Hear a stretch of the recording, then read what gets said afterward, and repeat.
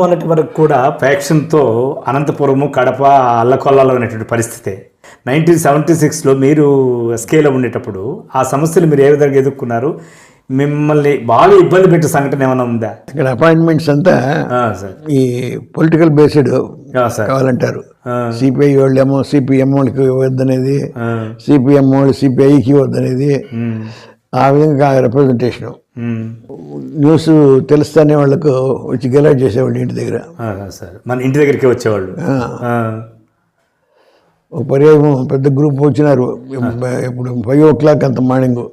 Sir ఏ సమస్య మీద వచ్చారు సార్? ఈ స్టూడెంట్స్ పుల్లారెడ్డి అని, సార్ అక్కడ గొల్లలు కూడా రెడ్డి అని పెట్టుకుంటారు. ఇప్పుడు చిత్తూరు డిస్ట్రిక్ట్